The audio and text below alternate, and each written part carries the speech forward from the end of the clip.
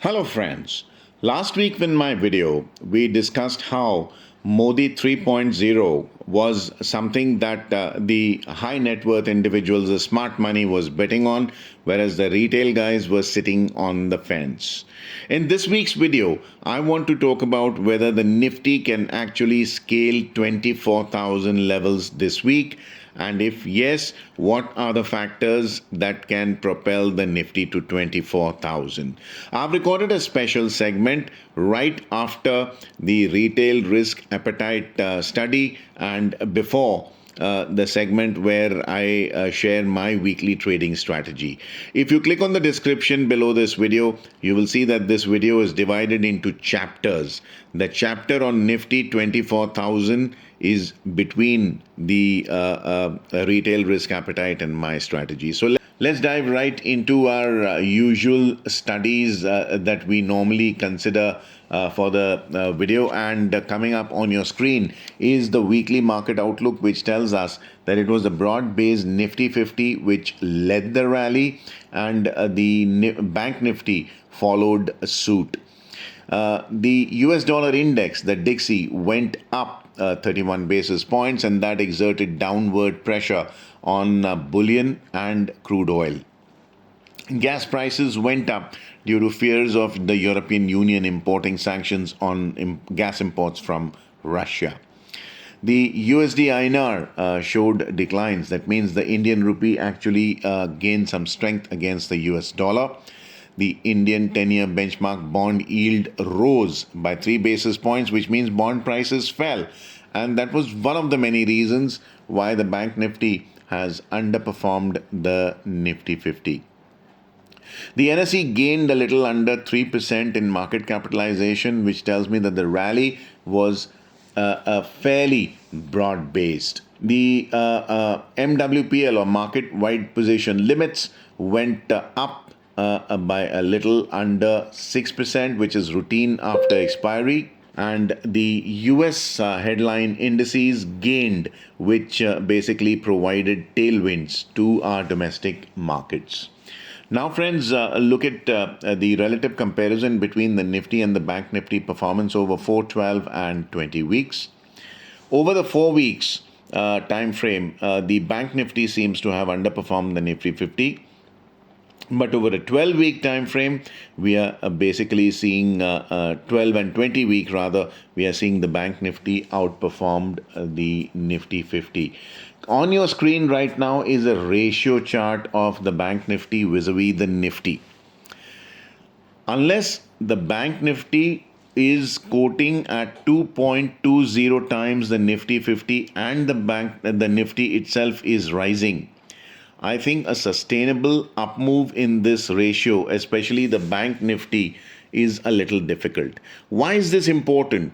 Because banking and financial sector stocks have a weightage of 34% in the Nifty itself. The remaining, the second and third highest weighted sectors put together also do not constitute 34% weightage in the Nifty, which is why for a sustainable up move, you need banking stocks to go up. Friends, let's start with our in-house indicators. I start with the market-wide position limits. Now, what are market-wide position limits? These are limits utilized by traders as a percentage allowed by SEBI.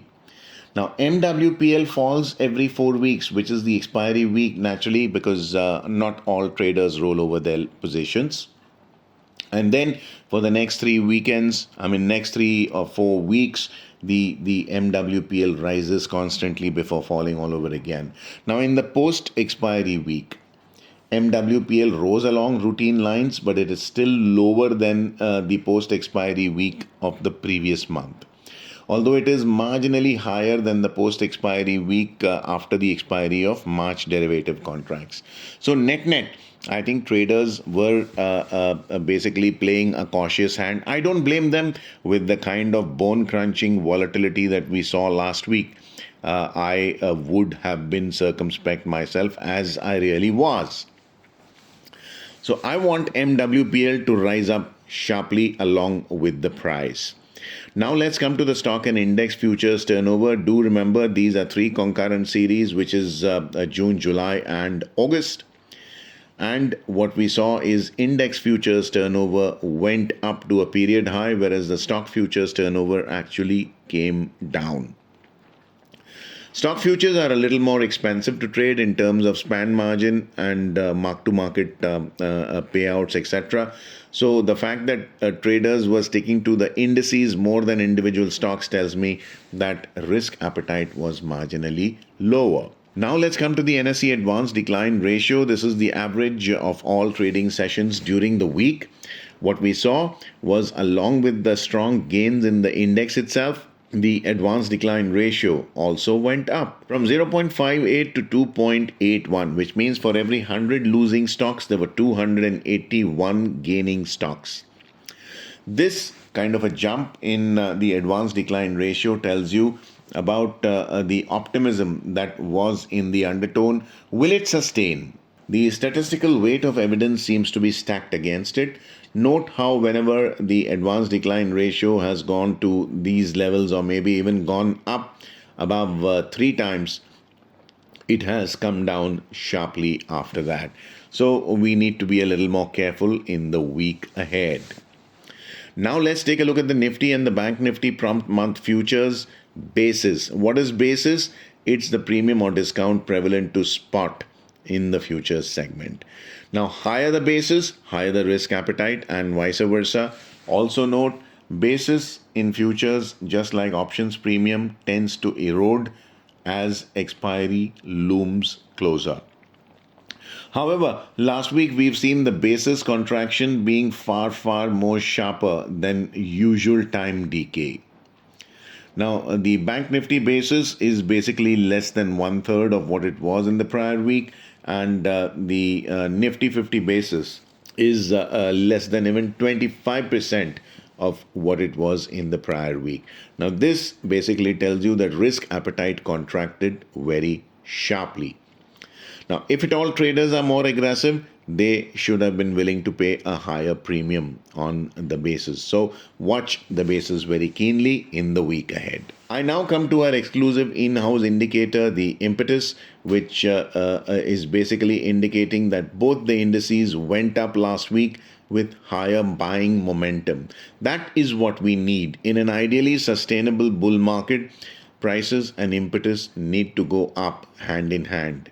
These are all indicators that I update on my social media channels, so do take the effort of connecting with me on our free Telegram channel. My contact coordinates are there on your screen right now for you, and I share all my views in one platform only on our Telegram channel. Friends, I now come to our exclusive in-house indicator, the lift, weight, thrust, drag indicator. You won't find this anywhere on the internet. What we are basically seeing is that the Nifty may have gone up last week, but the LWTD indicator has fallen to minus 0.20. Now, I've recorded a video on the LWTD indicator. You can click on the description below this video and check the pinned comment below this video to get to the hyperlink to that. When you understand what the LWTD indicator is, you'll instantly realize why I'm saying that, because the LWTD has gone down in spite of the fact that the index has gone up. I expect fresh buying support in the coming week to be relatively weaker as compared to the prior week. Now, short covering can occur and push markets higher, but what happens when shorts are squeezed? After that, the market slides a little. So ideally speaking, we want the price and the LWTD to go up together if the market is to sustain itself. Friends, I now come to the bond market indicators, and what you are seeing is the Indian 10-year benchmark bond yield, which has gone up by 3 basis points last week.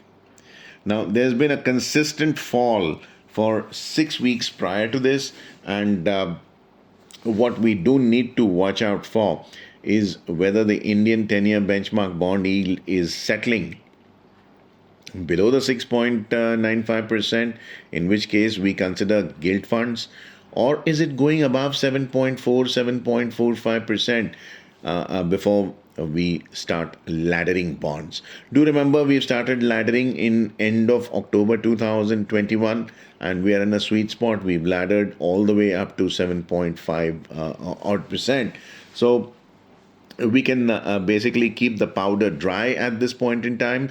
Any new strategy or any new update in the fixed income market, I'll be more than happy to share on our free Telegram channel. Friends, the bond market's done. I now come to the Bank Nifty, which gained 1.67% last week. And as the daily chart on your screen tells you, it fell on 2 out of 5 trading sessions. And Wednesday's fall was actually the outlier and the most prominent.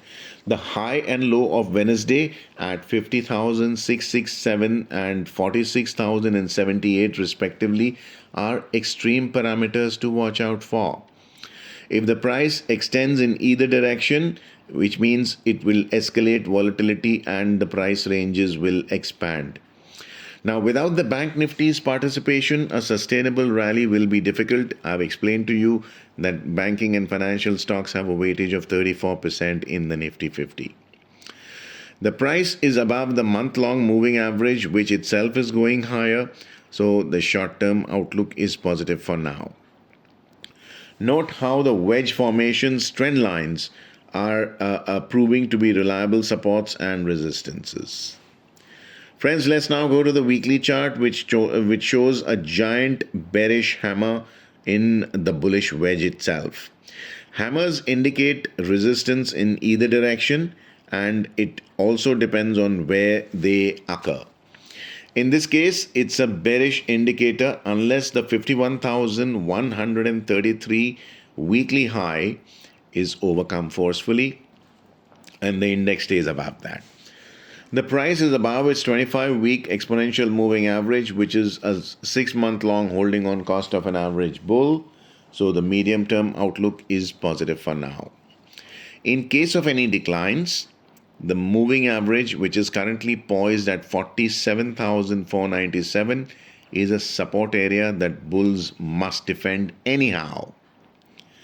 Friends, in the week before last, this index was number 3 on statistical beta rankings of volatility that I maintain in-house.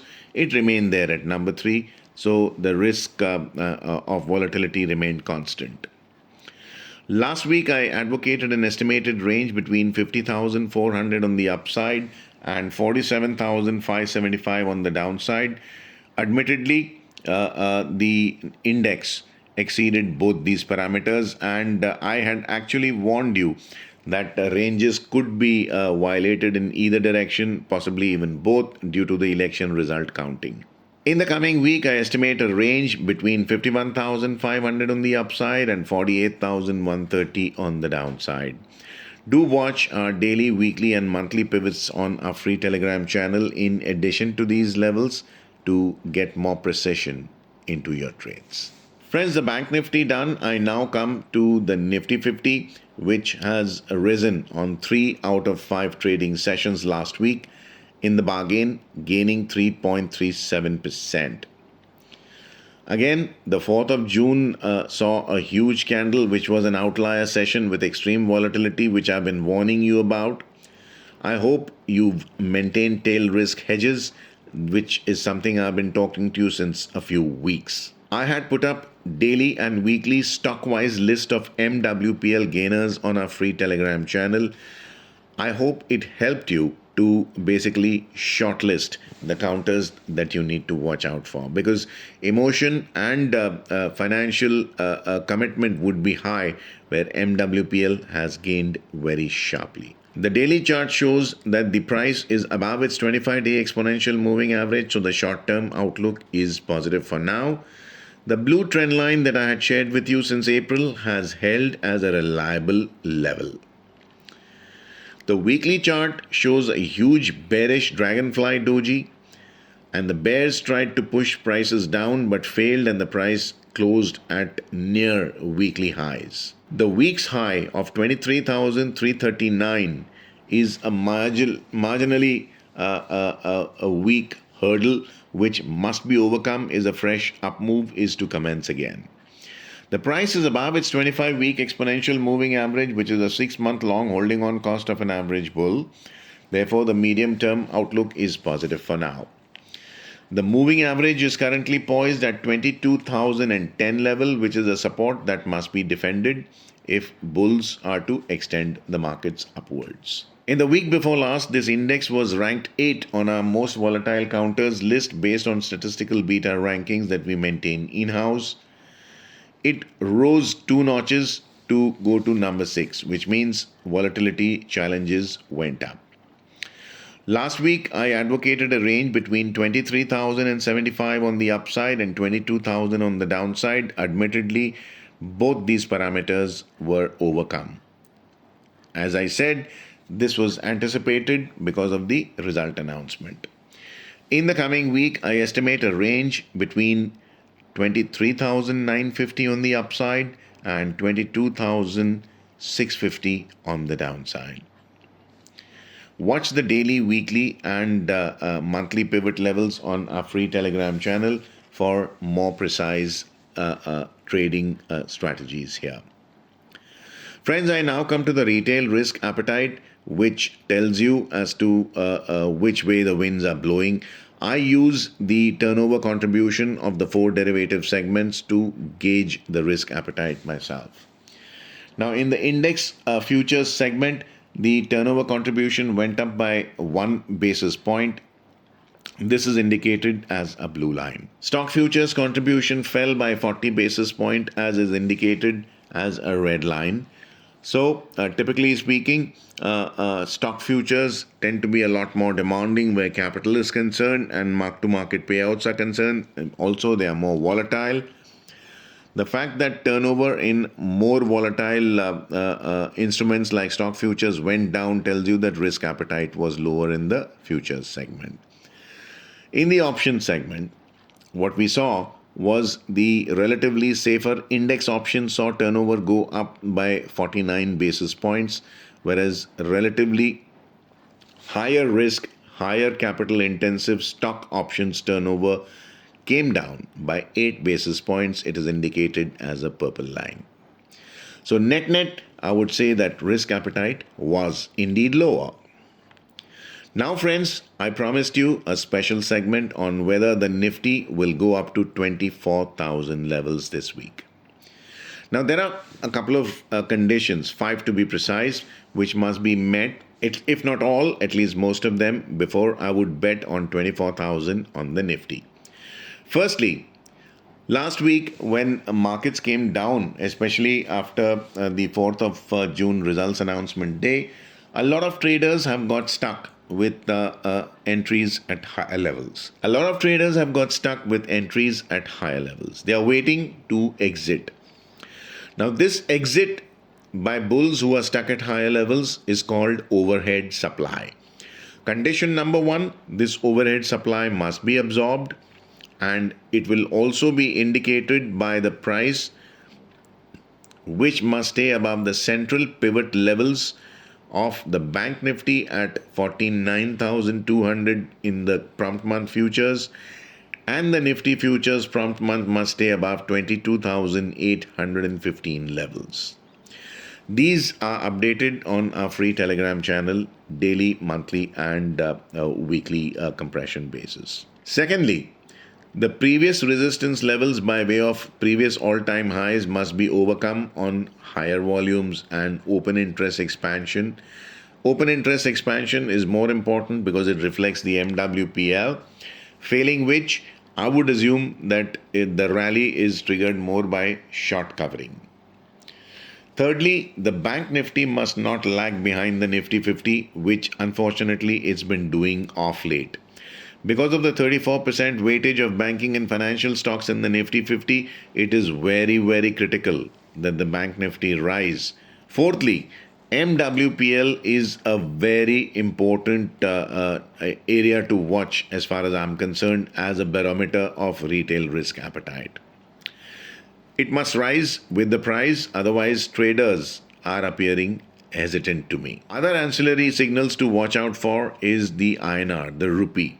The rupee must strengthen, and in case of bonds, the bond prices must rise, which means bond yields must fall. I'm not saying that all these five conditions need to be met before the Nifty can go to 24,000. At least three, if not four, should be met before I would start betting on the long side. Friends, I now come to my trading strategy for the week ahead. I remain guarded and I will continue to trade just like I mentioned in my live mint column. I will trade small, but I'll bet on bigger price moves.